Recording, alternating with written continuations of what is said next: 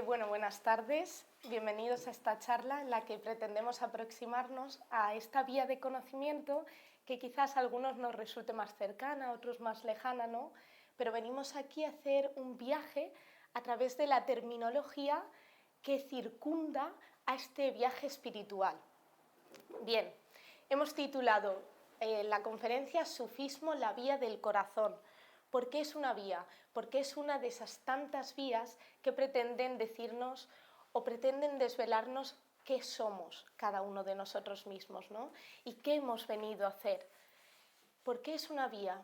Pues fijaos, es una vía porque muchas veces se ha descrito al sufismo como realizar un safari, y aquí tenemos el primer término, un safari a través de nuestro ser. Safari viene de la palabra árabe safar, que significa viajero.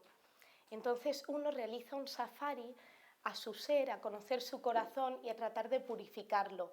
¿Y cómo se imagina uno a un viajero? ¿Cómo se imagina uno a un nómada? Uno se imagina a un nómada ligero de equipaje, ¿no? Y fijaos de qué manera tan bella describe Rumi el sufismo. Rumi va a decir que es un viaje de un solo paso, salir de nosotros mismos. Fijaos qué belleza, salir de nosotros mismos. ¿Y qué es ese salir de nosotros mismos? Nos está hablando de salir de nuestra pequeña subjetividad, de lo que creemos que es el mundo, de esas creencias limitadas que tenemos acerca de aquello que nos sucede, de quiénes somos nosotros mismos. Nos está diciendo, amplía la mirada, amplía tu corazón y trata de descubrir esa realidad real de la que se nos va a hablar en el sufismo. Bien. Por otro lado, nos hablan del corazón. El corazón no se refiere exactamente a lo que podemos entender hoy como el asiento de las emociones o de los sentimientos, sino más bien a ese corazón como una residencia o aquel lugar donde reside nuestro ser más profundo. Y quizás algunos de nosotros tengamos en mente esa imagen del peso del corazón, de los egipcios. ¿Qué es lo que se pesaba en el peso del corazón? La pluma de Maat, la pluma de la justicia, y el corazón. ¿Qué forma tenía el corazón? Tenía la forma de una vasija, de aquello que contiene algo. ¿Qué es lo que contiene nuestro corazón? Contiene nuestras intenciones, contiene nuestros anhelos del alma, nuestras vivencias, aquello con lo que nos hemos dirigido a la vida y aquello con lo que nos hemos dirigido al otro, ¿no? Entonces, el corazón en las civilizaciones antiguas representaba algo mucho más profundo de lo que entendemos hoy. Y la palabra sufismo. La palabra sufismo es una palabra casi niña, porque tuvo su origen en el año 1821, puesto que un protestante alemán, estudiando lo que conoceríamos como la ciencia del tasawuf, le puso ese nombre a esta ciencia, precisamente para que nos resultase más cercana, ¿no? Es la ciencia del tasawuf. Este protestante dice, bien, voy a coger un nombre que a los occidentales nos resulte más fáciles, y escoge sufismo. ¿Por qué escoge la palabra sufismo? Vamos a ver un poco de cerca qué etimología o a qué nos conduce ese suf, ese término suf. Pues la primera acepción sería que el suf significa lana. ¿Y qué es la lana? La lana es la vestidura de los profetas, es la vestidura de la humildad. ¿Y qué es una persona humilde? Si nos acercamos a la etimología de la palabra humildad viene de humus, de tierra. Es aquel que es consciente de que está de paso en este mundo, de que viene a transitar la tierra para luego marchar. Bien, es aquel que tiene conciencia de viajero, aquel que ha tomado conciencia de aquello que nos dicen en el miércoles de ceniza. Nos dicen, polvo eres y en polvo te convertirás, ¿no? ¿Estás aquí para qué? Para recoger experiencias, para recoger estados del alma. ¿Cuál sería otra acepción? Otra acepción es la de sufa. Sufa significa, perdón por la pronunciación en árabe, me disculpo porque sé que aquí algunos de vosotros conocen la lengua. Sufa significa banco. Los sufíes son aquellos que en los comienzos del Islam quisieron sentarse en el banco delante de la casa del profeta. Esto es simbólico, ¿no? Lo que viene a decir es que quisieron estar cerca de la fuente primigenia de sabiduría. Son aquellos que tienen conciencia histórica de lo que están viviendo, ¿no? Y nos llaman precisamente a eso, a tener conciencia histórica de lo que estamos viviendo nosotros. Porque a veces percibimos la historia como espectadores, ¿no? Como aquello que pasa así por delante de nosotros y que nosotros parece que no podemos intervenir en ella, ¿no?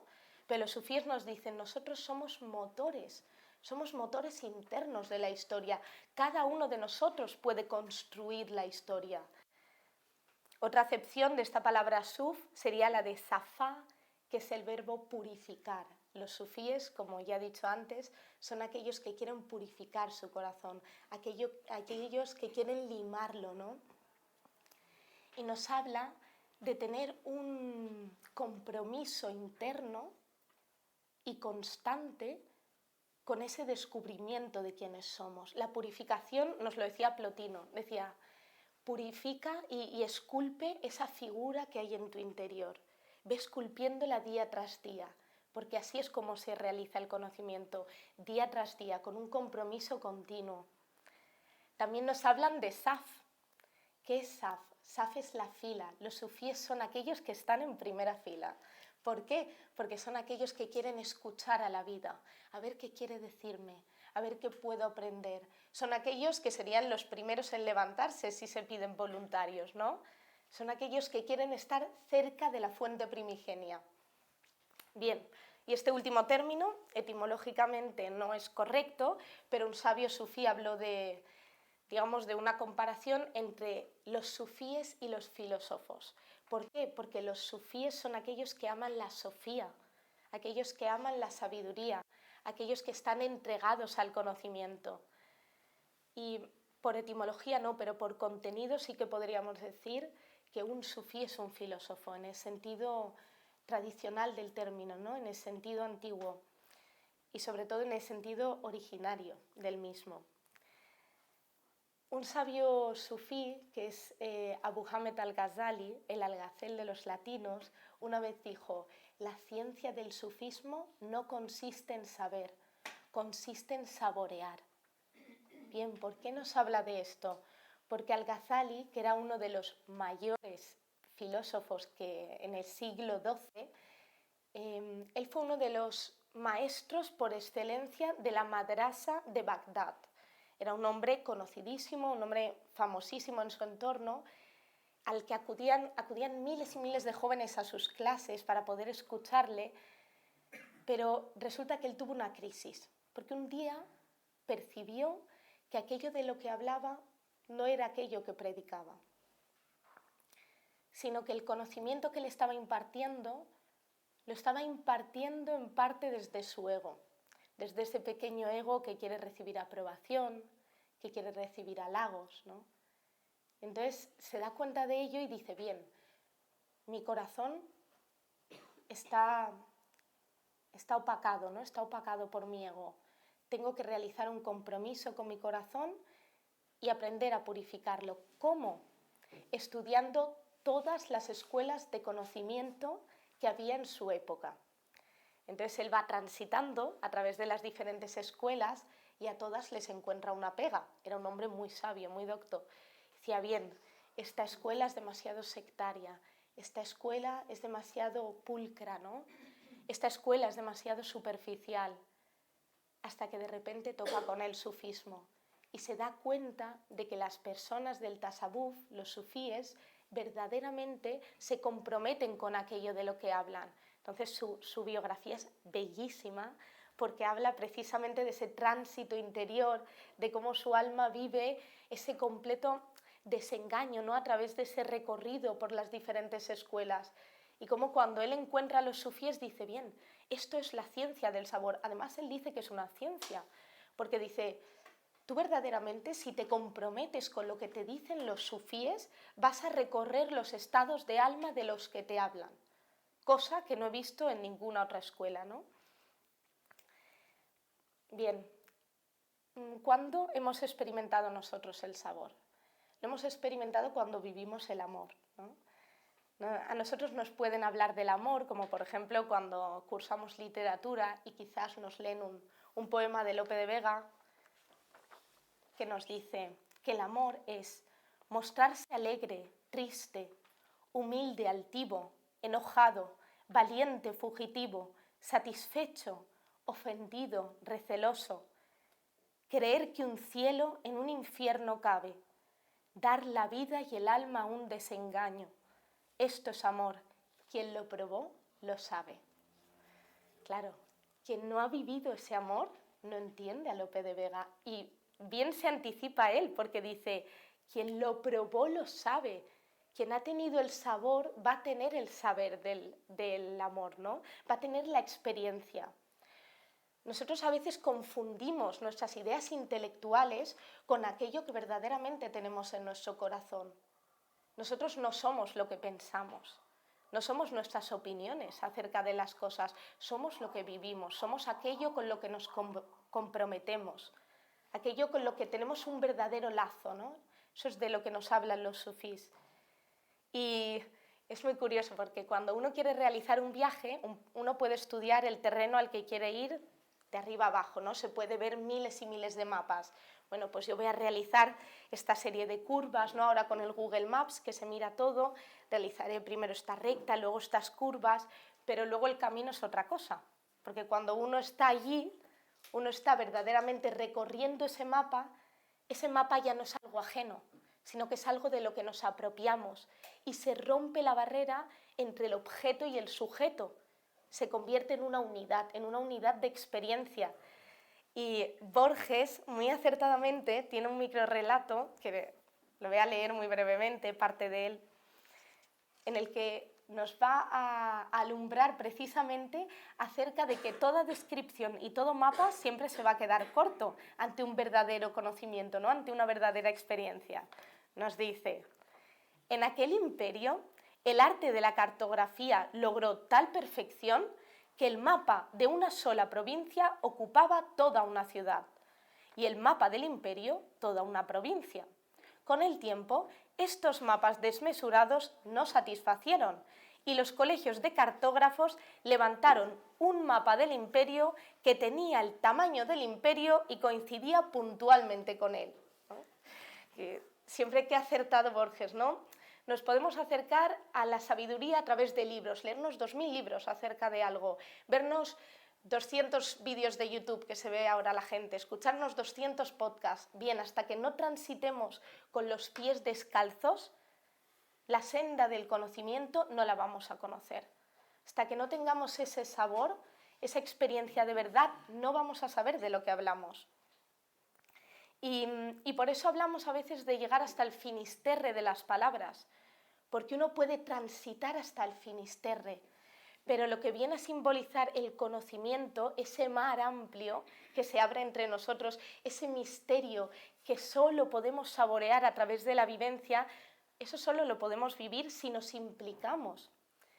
Mirad, no me puedo detener en ello, pero dentro del sufismo existen dos vías, y una de ellas es la que comienza en el Jorasán, que es un lugar, ¿no? El sufismo del Jorasán es el que se llama el sufismo embriagado, y nos habla de una metáfora bellísima, que es la metáfora de la falena, la metáfora de la mariposa. Y dice, la falena ansía quemarse con el fuego del conocimiento, quiere comprometerse hasta tal nivel que quiere fundirse con lo amado. Y mirad, porque Rumi ya lo dice con unas palabras tan bellas, nos advierte, no te contentes con las llamas vistas desde lejos, ni con las palabras que otros susurran sobre el calor. El fuego no se comprende con ojos o descripciones, solo quemándote sabrás qué significa arder. El libro te dice que el fuego es calor, pero ¿qué sabe tu piel de esas palabras? Pon tu mano en las llamas y entenderás lo que ninguna lengua puede explicar. El saber es un puente, no una morada. Cruza, no te detengas a contar los pasos. Quema tus dudas, tus certezas y camina descalzo por el sendero de la verdad. El verdadero conocimiento no es seguro. Es un salto hacia el corazón del incendio. Es dejar que tu yo arda hasta que solo quede la luz. ¿Qué podemos añadir, ¿no?, a este poema? Ya habla por sí solo.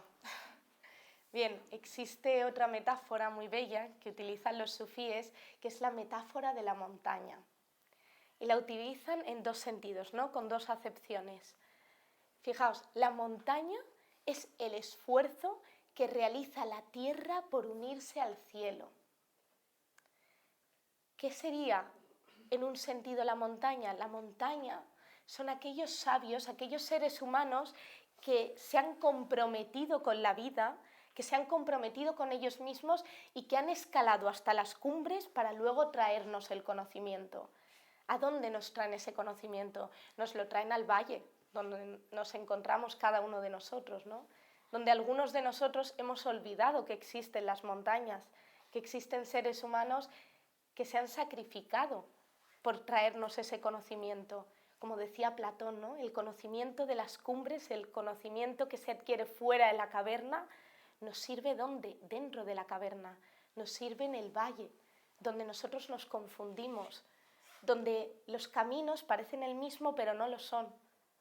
Y claro, en la montaña todo se ve con una distancia, ¿no? Además es un símbolo que utilizan los estoicos, el de subirse a la montaña interior, que va a ser precisamente la otra acepción.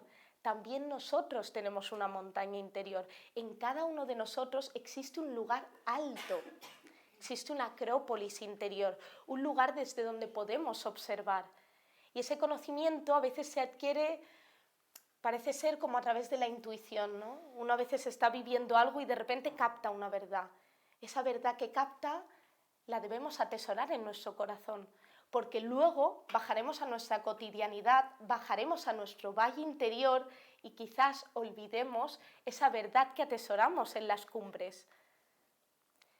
¿Y qué sucede con una montaña? ¿Una montaña tiene solo una vía de ascenso? No, tiene muchas vías. El conocimiento se puede adquirir a través de muchas vías de conocimiento. Y eso es precisamente lo que se predica en esta escuela. Cuando uno en el primer curso atraviesa todas las diferentes civilizaciones, el mensaje que se trata de transmitir es que a través de la aparente diversidad hay una unidad. Hay una unidad que nos acerca. Quizás nombremos las cosas de diferente manera, pero ¿qué es un nombre al lado de lo que uno vive en el corazón? ¿Qué es un nombre al lado de entenderse con otro ser humano, ¿no? Y hay un valle, bueno, es una cumbre muy bella en Budapest. Aquellos que hayáis estado en Budapest quizás la habéis visto. Es un parque que se llama el Parque de los Filósofos, precisamente. Y es un parque que en la cumbre hay 8 líderes de caminos espirituales alrededor de una esfera. Fijaos qué símbolo. Nos está hablando de que los sabios ven todos desde el mismo lugar. Ahora, ¿ven lo mismo? No siempre. Uno sí ve, además, si uno ve la imagen viva, ¿no?, es una esfera y cada sabio va a ver una de las caras de la esfera, no la va a ver en su totalidad. Ahí es donde uno puede entender la diversidad o aparente diversidad que hay en los diferentes caminos de sabiduría. Bien, es importante que dentro de nosotros haya un cofre de oro que atesore esos conocimientos que hemos adquirido en la montaña. Es muy importante y para ello es importante cultivar la memoria y los sufís nos van a hablar de la memoria. Bien, ¿quién nos espera en la cumbre del camino sufí? En la cumbre del camino sufí nos espera Mohammed, el profeta. Y entonces, ¿cuáles son las dos características que destacan los sufíes de Mohammed? Por un lado, nos señalan que es puro. ¿Por qué es puro? Pues nos imaginamos, y además utilizan el símbolo de la flauta ney, como de una caña hueca. Es puro porque en él se puede leer la vida, porque es una manifestación de la sabiduría. Y aquí voy a traer a la Santa Teresa de Jesús, ¿no? Porque a Santa Teresa de Jesús es muy característico este episodio. Existe un momento en su vida en que la Inquisición le arrebata algunos libros, ¿no?, porque consideran que no están, bueno, sí, que no profesan la religión, ¿no?, católica. Entonces ella queda muy triste porque le han arrebatado esos libros. y le pregunta a Jesús, ¿y ahora qué hago? Porque ella pensaba que era a través de esos libros que ella conectaba con la sabiduría. Y le va a decir Jesús, yo te voy a dar libro vivo. No necesitas leer de un libro físico, te voy a dar libro vivo. Y eso es precisamente lo que es Mohammed, libro vivo. Leen la vida sin necesidad de un intermediario.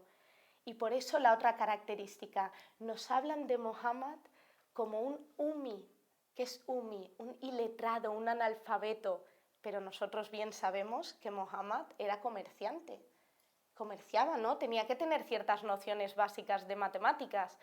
¿A qué se refiere entonces cuando se habla de que era analfabeto, de que era iletrado? Estamos hablando de que no le añadía letra al libro sagrado de la vida. ¿Cuándo añadimos nosotros letra a la vida? Cuando la interpretamos a través de nuestra mirada, a través de nuestra mirada, que es muy corta. Es muy corta y muy poco sabia, ¿no? Porque miramos a través de una mirilla muy pequeña en muchas ocasiones. Pero nos está diciendo, debemos purificarnos para aprender a leer en el libro de la vida. Por eso Marco Aurelio nos dice, quedaos con las primeras impresiones. ¿Alguien te ha insultado? Quédate con eso. Todo lo que después le añades, esa persona me odia, esa persona está molesta porque me envidia, o porque el otro día yo le hice tal o cual gesto, todo eso es letra que nosotros le añadimos a la vida. Entonces nos está diciendo, aprende a escribir, vuelve a aprender a escribir, vuelve a aprender a leer en la naturaleza. Y por eso el sufismo predica una pedagogía del vaciamiento interior. No es un vaciamiento de quedarse con nada, no nos confundamos, sino de refinar qué es aquello que tenemos dentro de nosotros. Y por eso viene otro término que es el de fakir, el de pobreza. Nos dicen, uno tiene que ser un fakir. ¿En qué sentido uno debe ser pobre? No porque uno no es pobre porque no posea, sino porque no es poseído por nada. Nosotros a veces pensamos en las posesiones como posesiones materiales, pero a nosotros nos poseen estados de conciencia, nos poseen pensamientos, nos poseen emociones, muchas veces sensaciones también negativas. ¿Qué es aquello que nos posee? Nosotros nos revisamos todos los días, nos preguntamos, porque muchas veces creemos que nosotros venimos aquí a la vida a poseer cosas, ¿no? Pero cuando nosotros poseemos algo, ese algo nos posee de vuelta. Entonces, ser pobre es aceptar las cosas que nos llegan en su momento y las cosas que se van también. Es estar con las manos abiertas, dispuesto a acoger y a dejar ir, porque lo que nos causa dolor precisamente es el estar agarrados a aquello que la vida nos presta en un momento. ¿Y por qué nos lo presta? Porque lo necesitamos, pero también nos lo arrebata porque no lo necesitamos. Nos lo arrebata para enseñarnos algo, pero nosotros nos apegamos, ¿no? Y claro, bien sabemos que para transitar nuevos puertos interiores, nuevos paisajes del alma, tenemos que soltar amarras, tenemos que soltar aquello que nos posee. Y para ello nos vuelve a deleitar Rumi con unos versos. Dice, hay que abandonar muchas estancias a fin de que un día el viajero llegue a su verdadero hogar. ¿Qué son esas muchas estancias? Esas muchas estancias son aquello que nosotros consideramos verdadero, esas creencias que tenemos de lo que somos nosotros mismos. Ah, no, bien, yo soy esto. Y uno ya de repente se delimita completamente en su vida y no está abierto, no abre su corazón a ver qué es aquello en lo que se puede convertir. ¿Qué mensaje particular le tiene reservada la vida a cada uno de nosotros, ¿no? Y nos hablan para ello, bien, porque uno puede decir, bien, ¿y cómo se hace todo esto? Pues ellos nos hablan de una receta infalible, que es lo que se llama el tawhid, el principio de unidad, el la ilaha illallah. ¿Qué es el la ilaha illallah? Nos está diciendo, no hay más Dios que Alá, no hay más Dios que Dios, o también no hay más realidad que la realidad real. O sea, cuando nosotros ponemos nuestra letra sobre la realidad, no estamos viéndola. ¿Y qué significa que no hay más Dios que Dios? Significa que si nosotros en el centro de nuestra vida no ponemos a lo más elevado que podemos concebir, nuestra vida se va a desordenar. Nosotros ponemos en el centro de nuestra vida el dinero, el trabajo, las personas a las que amamos. ¿Y qué pasa con nuestra vida? Que se desordena. ¿Por qué se desordena? Porque aquello que hemos puesto en el centro no depende de nosotros. Tiene su propia vía, es libre. Lo que depende de nosotros somos nosotros mismos y sobre todo comprometernos con que aquello que hay de más elevado en nosotros cada vez se eleve más. Que cada vez concibamos algo más grande, ¿no? ¿Por qué? Porque sacralizamos lo que no es sacro. Por eso tenemos ídolos, por eso nos hablan de los ídolos. ¿Qué son los ídolos? Aquello en lo que depositamos nuestra confianza. Nosotros pretendemos vivir de la fuente primigenia, de los pozos que vienen desde el cielo, ¿no? Pero que no tienen ese sabor a verdad. El amor que nosotros experimentamos en la vida no podemos pedirle lo eterno. No podemos pedirle lo eterno porque es mortal. Por esa simple razón no podemos pedírselo. Y por eso tenemos que comprometernos a saber situar en el centro de nuestra vida aquello más elevado. Eso es lo que nos dice Ortega y Gasset cuando nos dicen yo soy yo y mi circunstancia. No yo soy yo, mi circunstancia, mis seres queridos, todo ahí en el medio. No, en el medio debo estar yo, para aquello que me circunde sea aquello que parte de mí, que sale de mí. Debo tener un centro. No podemos tener muchos centros de interés, debemos tener un centro y desde ahí partir a lo lejano, partir a lo ajeno. Y precisamente, ¿cómo nos lo explican? ¿No? Porque nos lo explican de una manera muy bella los sufís. Nos dicen, todos nosotros y la vida es teofanía. ¿Qué es teofanía? Viene de theos, de Dios, y faná, aquello que se muestra, ¿no? La vida es Dios, cómo Dios se muestra a nosotros y también nosotros mismos. Somos un rostro de Dios, una de las partes de Él. Y claro, dice, Dios quiere conocerse, por eso crea el mundo. Entonces, cuando nosotros sentimos el anhelo de conocernos a nosotros mismos, no somos nosotros quien lo siente, sino esa parte divina a través de nosotros, que ha recordado su camino, ha recordado qué debe buscar. Y por eso, de esa manera tan bella, nos dicen, Alá tiene 99 nombres, 99 maneras de ser nombrado. Todos esos nombres son Él, pero ninguno le abarca. Nos dicen, ¿qué le pasa a esos nombres? Que están tristes porque han sido olvidados. Y lo que nos dicen es, cada uno de nosotros vendríamos a ser estandarte vivo de uno de los nombres. Nombres como puede ser el compasivo, el misericordioso, el justo, el bello, ¿no? El sabio. Cada uno de nosotros, digamos, plasmamos de una manera particular ese rayo de sol, esa divinidad. Entonces, ¿cuál vendría a ser nuestra misión? La misión es encontrar cuál es el rayo que nos caracteriza, cuál es el nombre que nos nombra, ¿no? Y cómo podemos nombrarle, cómo podemos entonces hacer patente a ese nombre a través de nuestros actos, a través de una vivencia real, ¿no? Diciendo, bien, yo me identifico con lo bello, voy a tratar de plasmar lo bello en nuestros actos. Vemos que es algo muy elevado el sufismo. Y dice Rumi, le dice a sus discípulos, vosotros bizqueáis, donde veis dos hay uno, estáis confundidos, bizqueáis, no veis la unidad a través de la aparente diversidad.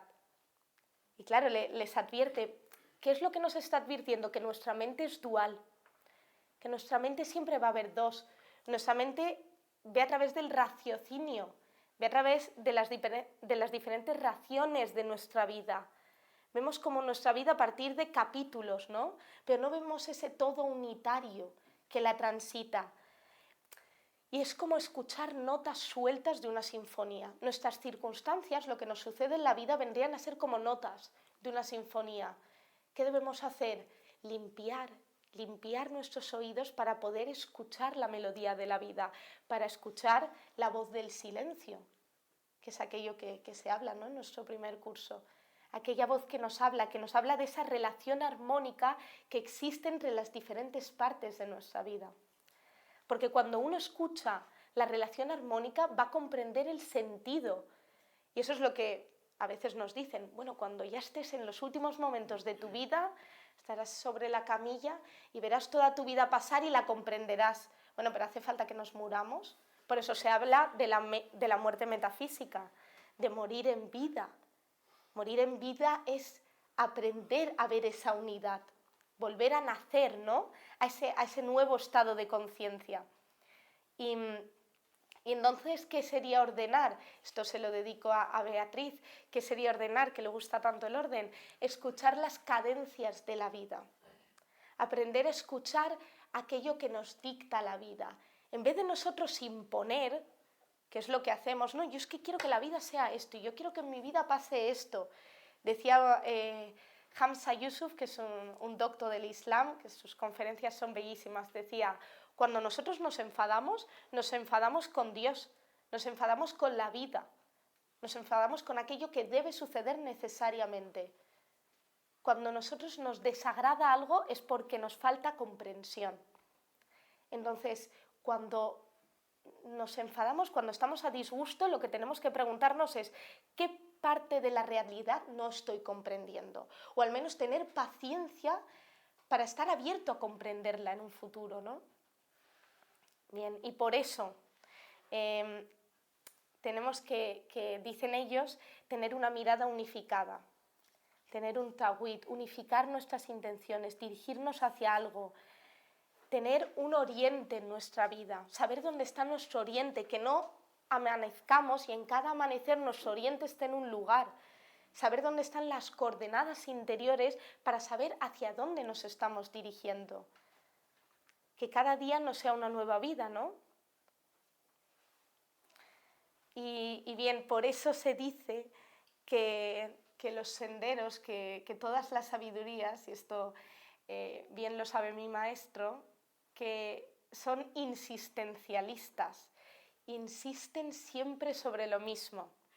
Uno dice es que siempre igual, ¿no? Uno lee los libros de sabiduría, conócete a ti mismo, purifícate, parece que siempre digan lo mismo. Dicen lo mismo porque nuestra mirada no ha profundizado, por eso nos parece que dicen lo mismo.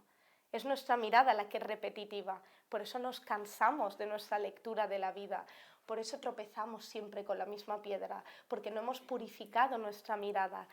Son insistencialistas porque el ser humano, que es más o menos insan en árabe, ¿no?, está unido a la raíz etimológica del olvido. El ser humano es olvidadizo por naturaleza. Bien lo sabemos, ¿no? Estamos constantemente olvidando. ¿Qué hemos olvidado? Hemos olvidado la verdad, y aquí soy yo insistencialista. En griego, verdad es aletheia. ¿Qué es aletheia? Aletheia está compuesto del verbo lethos, del leteo, del agua del olvido que bebemos antes de encarnar y de la alfa privativa, ¿no? Entonces, la verdad vendría a ser recordar. Hemos olvidado aquello que debemos recordar. Hemos olvidado quiénes somos. Hemos olvidado quién es nuestro ser. Y para eso ellos nos hablan de hacer dhikr, de hacer recuerdo constante. Y nos dicen, ¿qué es lo que recordamos? Esto nos lo dicen los sufís y nos lo dicen muchas vías de conocimiento. Debemos recordar el pacto primordial que realizó nuestra alma antes de encarnar. Nos dicen que Alá le preguntó a las almas, ¿acaso no soy yo vuestro Señor? Y nosotros respondimos, sí, lo eres. Entonces el sufí es aquel que tiene presente esa pregunta, aquel que escucha siempre, ¿acaso no soy yo vuestro Señor? Y es lo mismo que escuchó San Francisco de Asís cuando escuchó a Dios preguntándole, ¿a quién quieres servir? ¿Al siervo o al Señor? ¿A qué parte de ti quieres servir?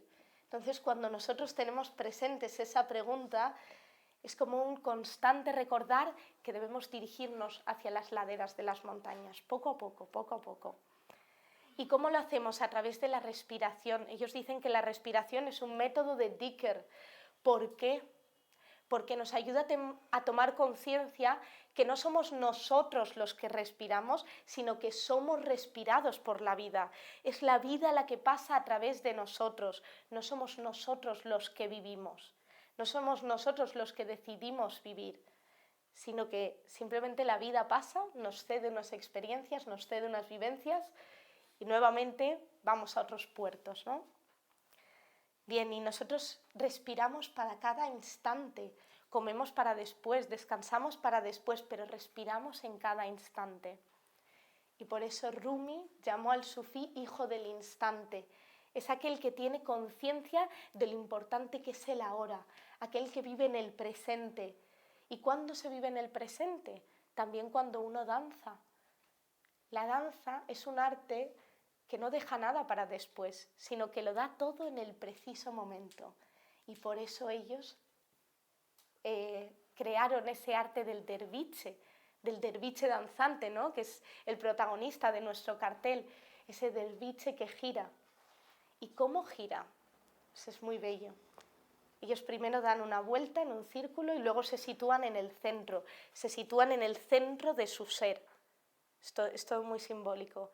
Y luego apoyan el talón izquierdo en el suelo y comienzan a girar en el sentido contrario a las agujas del reloj.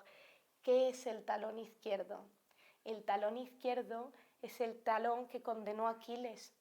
Es la parte de nuestro cuerpo que está más apegada a la materia, aquella que se apoya en lo material, pero también nos están recordando algo, nos están diciendo nosotros irremediablemente pertenecemos a esta tierra, pero algo dentro de nosotros puede elevarse a otras montañas, ¿no? Puede elevarse a otros lugares en los que todo se ve de una manera más clara. Y yo os querría invitar con esta breve charla, con esta conferencia, a que os convirtáis en hijos del instante, a que os convirtáis en viajeros, que os convirtáis en nómadas, que si queréis nos acompañéis en este curso de filosofía que va a iniciar, que nos acompañéis en este viaje. ¿Para qué? Para ir transitando poco a poco la montaña, con estos numerosos viajeros que tiene esta escuela de filosofía, viajeros que un día se atrevieron a ver qué hay más allá del valle, ¿no? ¿Qué hay más allá de los árboles? ¿Qué hay más allá de la diversificación? ¿Dónde está la unidad aparente a través de la aparente diversidad? Y os invito a ello, ¿no? Y por último me gustaría regalaros unos versos de Ibn Arabi que nos invitan a abrir nuestro corazón, a acoger nuevas formas. Posiblemente muchos de vosotros lo conozcáis o lo hayáis escuchado. Dice: hubo un tiempo en el que rechazaba a mi prójimo si su fe no era la mía. Ahora mi corazón es capaz de adoptar todas las formas. Es un prado para las gacelas y un claustro para los monjes cristianos, templo para los ídolos y la Kaaba para los peregrinos. Es recipiente para las tablas de la Torá y los versos del Corán, porque mi religión es el amor. Da igual, a donde vaya la caravana del amor, su camino es la senda de mi fe. Muchas gracias.